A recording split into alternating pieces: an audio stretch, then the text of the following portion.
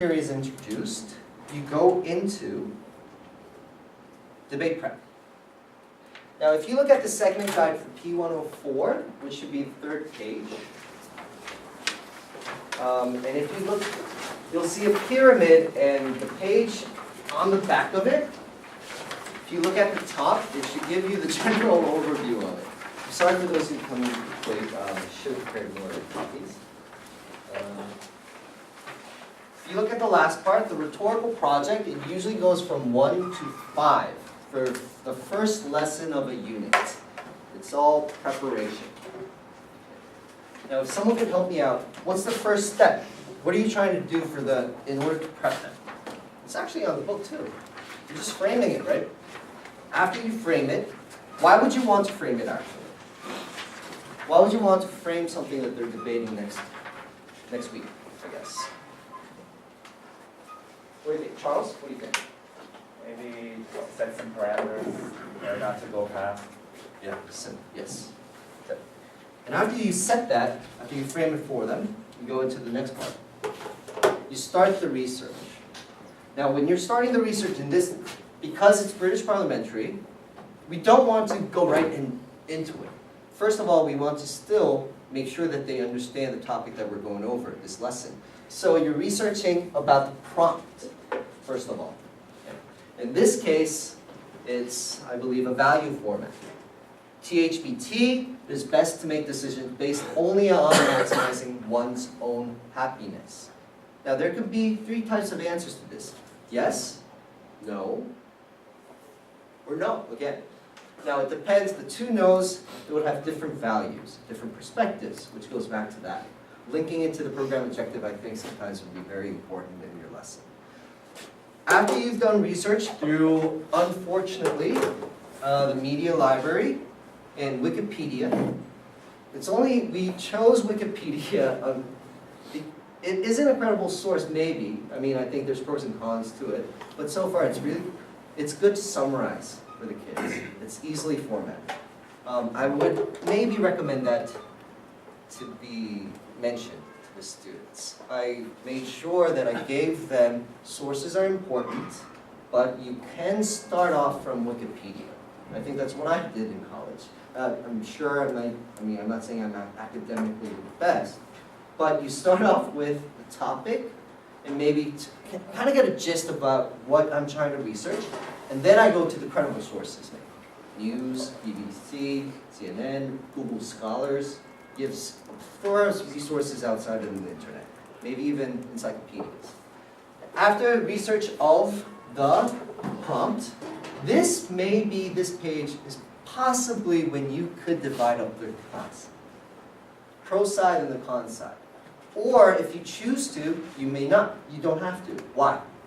I believe, I'm a strong believer in debate. You need to, whichever side you are on, you need to know both arguments. You need to know both points. You need to know both claims. You need to start brainstorming, because in British parliamentary, second speakers, third speakers, or first speakers for the oppositions, what is their role before they even state their arguments? Does anyone know? Yes? To take notes on what the other person is saying, like to refute what they're saying. Thank you very much. Yes, it's rebuttal. In order to make a solid rebuttal, you need to kind of expect what they're about to say, right? That's where research comes in handy. After the research, you help them to strategize what kind of points they're going to make. So this is where you're going to help them with maybe starting off with arguments. This is where you're brainstorming with them. They've done extensive research. They've learned about several values. This is where they could list ideas here. Think of this as a mind map for their debating. Right? After this debating is done, after the brainstorming is finished, you would go into another research where our handy-dandy man, Wikipedia, appears. This, of course, is where you unblock for the browsers to be opened. I would recommend that, because this uses a lot of internet time, I would try to make sure that the staff understands your master kids for the P102 and 104 has not an abundant amount, but a fair amount of internet time. Because I know a lot of the staff initially would just really dumb down the internet time. But for master kids, I think the tablet would be a great resource for them. 2.0, another problem was when they're doing research, how did you guys separate them? How did you make them, how did you help them research? If I could give my own personal experience, from my experience, I just brought in, printed out a lot of research materials, my own notes, maybe possibly from iDebate, right? The problem was you only had a computer in the classroom, right? One computer, and maybe if you were lucky, if your floor was empty, or if you had an extra room available next door, you could split up the kids and make them go to the next room and start researching one computer. Now they have their own tablets. This is why unsyncing and unblocking might be a very useful function. With this done, you notice, after they all list their own points of their teams, this is where the last part, well, the second to last part of the strategize section comes. Because this page is where it does have some tips, okay, about the British parliamentary format, but this is where each and every role or speaker would write their own arguments. However, one particular speaker's role is different. Which one would it be? In a BP format. He might have to write all of their team's arguments. Yes, the last speaker. Now that person might have to be, maybe you can make him the leader, opposed to the fact that the government leader is quote-unquote the leader. But he does need to compile all the arguments that are going to be, I guess, spoken in that class, in next week's lesson. So for the whip, again, he needs to be going around. I do recommend that lesson 1, you could treat it as a C2 program. Don't start out with a group, but I would maybe start out with a U shape, and maybe the second hour, I'm assuming your research rhetorical project will start around 3rd hour, because you do have a lot to cover in the book. The first lesson doesn't really go into a lot of pages. It goes from, I believe, page 1 to 21. And 1 to 21, that's not a lot of pages. And there's not a lot of excerpts in this book itself compared to the L that I'll talk about later. And that's the end of the lesson. The only difference is for lesson 2, the actual debate happens. So for the evaluation criteria, week 2 or lesson 2, that's when you actually give them a presentation score. However, every week from 1 to 13, you'll be giving them a cooperation score. These are all from the story modules. The cooperation score is, if they're doing, it's literally if they're cooperating with the classmates, if they're contributing to the discussions that you're going to be doing. Now, so far that was a very specific guide of each page, each component. Does anyone have questions about the P104 or the P100? Yes? I had a question because we're doing 2.0 in our branch, and kids have the option of teaching, or kids have the option of going to both classes or just picking one. What do you mean? So like they can do debate one day and then they can go to lit the other day instead of doing both. Is that the same? Do they have that option here too? Yes.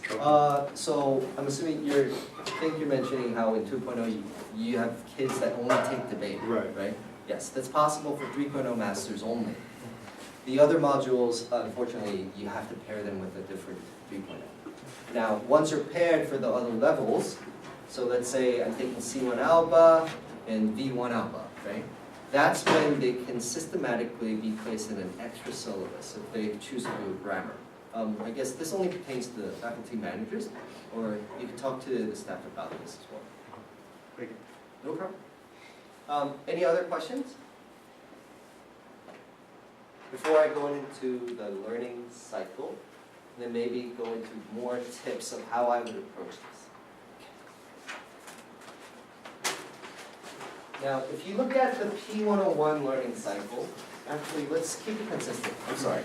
P102 and P104 learning cycle. This is the base.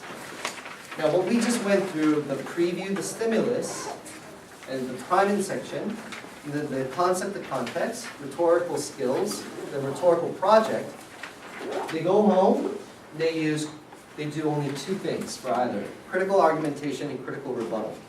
That's where on a video they're trying to rebut a speaker, or argumentation is where they're supposed to write out their, points.